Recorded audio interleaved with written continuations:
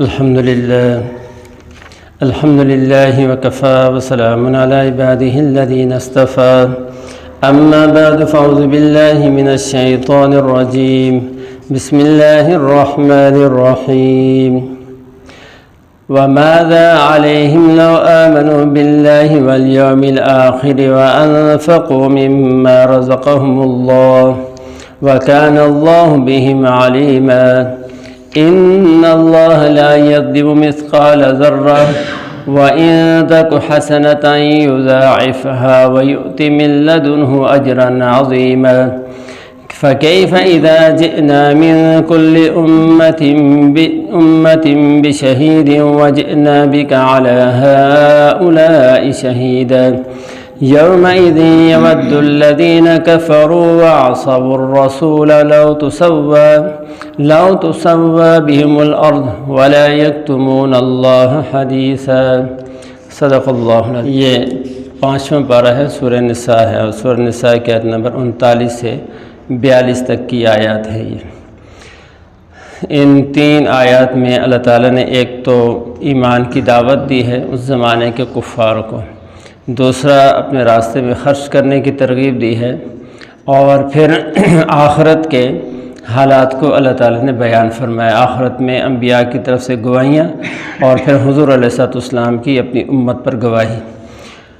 تو پہلی آیت میں اللہ فرماتے ہیں ماذا علیہم، ان کا کیا نقصان تھا اگر یہ ایمان لے آتے اللہ تعالیٰ کی ذات پر اور آخرت کے دن پر، اور اس میں سے خرچ کر دیتے جو اللہ نے ان کو دے رکھا ہے، اور اللہ تعالیٰ ان کی ہر چیز کو جاننے والا ہے۔ بے شک اللہ تعالیٰ ذرے کے برابر بھی کسی پر ظلم نہیں کرے گا، اور اگر ذرے کے برابر بھی کوئی نیکی ہوگی تو اللہ تعالیٰ اس کو بڑھائے گا، اور اپنی طرف سے اللہ اجر عظیم بھی عطا کرے گا۔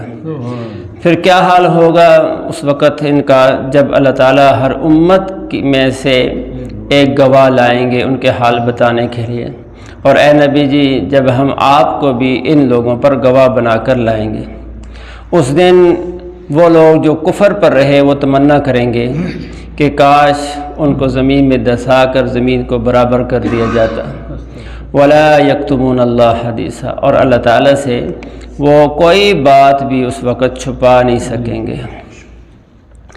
تو پہلی آیت میں 2 مضمون، ایک فرمایا کہ ان کا کیا بگڑ جاتا، کیا نقصان تھا کہ اللہ تعالیٰ کی ذات پر آخرت پر ایمان لے آتے، جس اللہ تعالیٰ نے پیدا کیا ہے۔ ایک حدیث قدسی کے اندر اللہ فرماتے ہیں کہ یہ بن آدم ما انصفتنی، اے میرے بندے تو نے میرے ساتھ انصاف نہیں کیا، خلقتک ولم تک شیئا، میں نے تجھے پیدا کیا تو کچھ بھی نہیں تھا، میں نے اپنی قدرت سے تجھے پیدا کیا، پھر ماں کے پیٹ میں تیرے لیے انتظام کیا، پھر باہر جب آیا پھر میں نے انتظام کیا، پھر تیرا بچپن، تیرا لڑکپن، تیری جوانی، اب تو کڑیل جوان ہو گیا ہے، تو اب تو میرے ہی مقابلے میں آ گیا ہے، تو ایسا نہیں کرنا چاہیے۔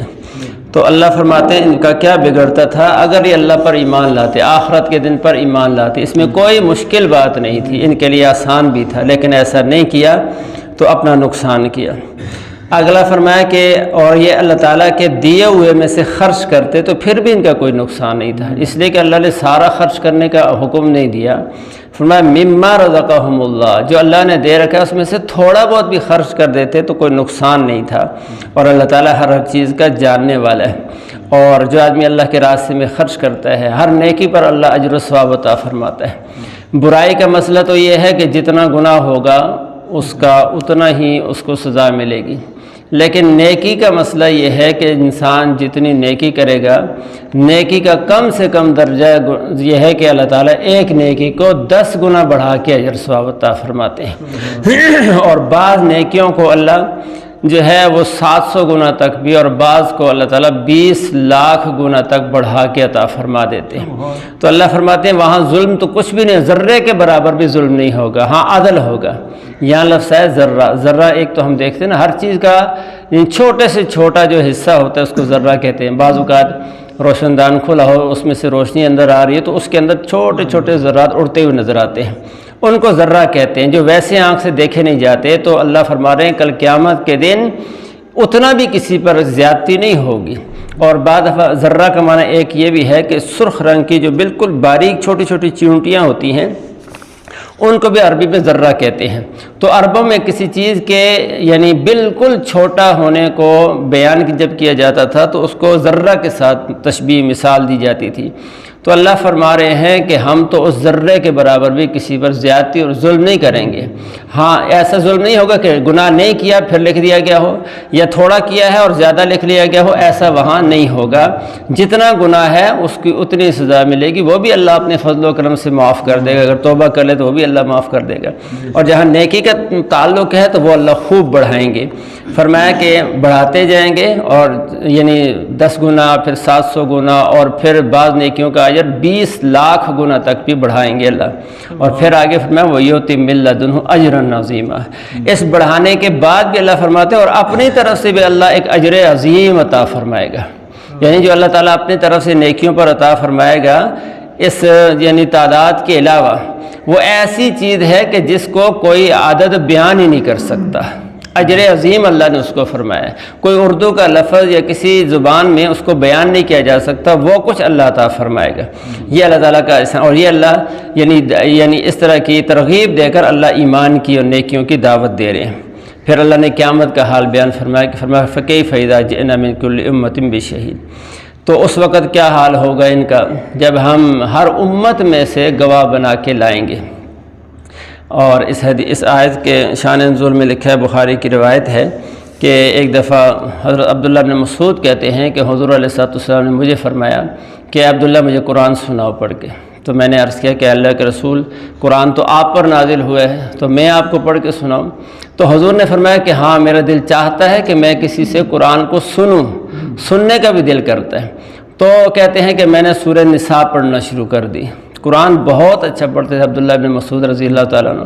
2 صحابی عبداللہ بن مسعود اور ابی موسیٰ اشعری رضی اللہ تعالیٰ عنہ بہت اچھا قرآن پڑھتے تھے۔ حضور فرماتے ہیں جس نے قرآن جیسے نازل ہوا ایسے ہی اگر سننا ہو کسی سے تو پھر عبداللہ بن مسعود سے سن لے قرآن۔ تو فرماتے ہیں جب میں سورہ نساء پڑھتے اس آیت پر پہنچا فَكَيْفَ إِذَا جِئْنَا مِن كُلِّ أُمَّةٍ بِشَهِيدٍ، پھر کیا حال ہوگا ان امتوں کا، ان لوگوں کا، جب ان کے اوپر ہم گواہ بنانے والے لائیں گے، اور اے نبی آپ کو بھی ہم گواہ بنا کے لائیں گے۔ تو جب یہ آیت حضور نے سنی تو حضور علیہ السلام نے ان کو اشارہ کیا کہ بس کرو۔ تو کہتے ہیں میں نے دیکھا تو حضور کی آنکھوں سے آنسو جا رہے تھے۔ حضور علیہ السلام کو وہ آخرت کا منظر یاد آ گیا۔ تو یہ کل قیامت کے دن گواہیاں ہوں گی، جب نبیوں کو بھی پیش کیا جائے گا، نبیوں کی امتوں کو بھی پیش کیا جائے گا، اور امتوں سے پوچھا جائے گا، نبیوں سے پوچھا جائے گا کہ آپ لوگوں نے پیغام پہنچایا یا نہیں؟ تو کہیں گے اللہ پہنچایا ہم نے۔ پھر امتوں سے پوچھا جائے گا، تو امتوں کے بارے میں نوح علیہ السلام کی امت کے بارے میں روایات کے اندر آتا ہے کہ جب نوح علیہ السلام سے پوچھا جائے گا تو وہ کہیں گے کہ اللہ میں نے تو تیرا پیغام پہنچا دیا۔ وہ قوم جس کو 950 سال نوح علیہ السلام نے تبلیغ کی ہے، وہ کہیں گے کہ اللہ ہمارے پاس تو کوئی نہیں آیا۔ وہ کہیں گے ہمارے پاس کوئی نہیں آیا۔ تو پھر نوح علیہ السلام اپنی صفائی میں، اپنے گواہی میں اس امت کو پیش کریں گے کہ اللہ محمد علیہ السلام کی امت میری گواہ ہے، اور یہ امت گواہی دے گی کہ اللہ نوح علیہ السلام نے تو پیغام پہنچا دیا تھا۔ تو وہ جرا کریں گے نوح علیہ السلام کی امتی کہ یہ تو ہمارے زمانے میں تھے ہی نہیں، یہ کیسے گواہ بن رہے ہیں؟ تو پھر اللہ تعالیٰ حضور علیہ السلام کو اپنی امت پر گواہ بنائیں گے۔ حضور اپنی امت کے بارے میں فرمائیں گے کہ نہیں میری امت ٹھیک کہہ رہی ہے، میرے نوح علیہ السلام نے اپنا پیغام پہنچایا ہے۔ تو یہ منظر بھی ہے۔ دوسرا یہ کہ اللہ فرما رہے ہیں ہم آپ کو گواہ بنائیں گے، یعنی حضور علیہ السلام کے زمانے کے کفار ان پر آپ کو گواہ بنائیں گے کہ انہوں نے آپ کی بات کو کیوں نہیں مانا۔ آگے اللہ فرما رہے ہیں کہ اس دن جس دن یہ گواہیاں ہوں گی تو یہ کافر لوگ تمنا کریں گے کہ کاش ہمیں زمین میں دھنسا کر اوپر سے زمین کو برابر کر دیا جاتا، اور آج کے دن ہمیں یہ نہ دیکھنا پڑتا۔ اور ولا یکتمون اللہ حدیثا، یہ اللہ تعالیٰ سے کچھ بھی چھپا کر نہیں رکھ سکیں گے، کوئی بات وہاں چھپا نہیں سکیں گے۔ دنیا میں آدمی جھوٹ بول لیتا ہے، غلط بیانی کر لیتا ہے، بچ جاتا ہے، وہاں جھوٹ بول نہیں سکیں گے، اس لیے کہ زبانوں پر تالا لگ جائے گا، مہر لگ جائے گی، اور انسان کے ہاتھ پاؤں بولنا شروع کر دیں گے۔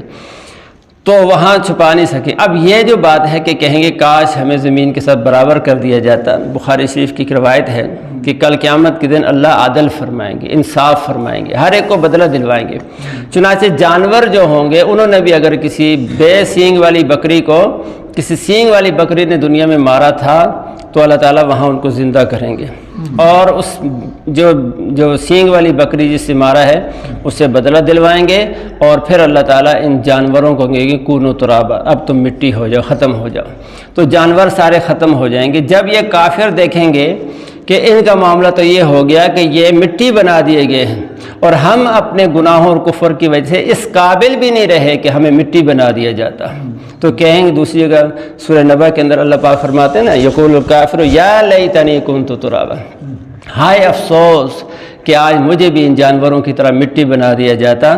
تو اس حال کو اللہ تعالیٰ یہاں بیان فرما رہے ہیں کہ اس وقت کہیں گے کہ کاش ہمیں زمین میں دھسا دیا جاتا، یہ مٹی بنا دیا جاتا، برابر کر دیا جاتا، لیکن ایسا نہیں ہوگا، وہاں حساب و کتاب ہوگا۔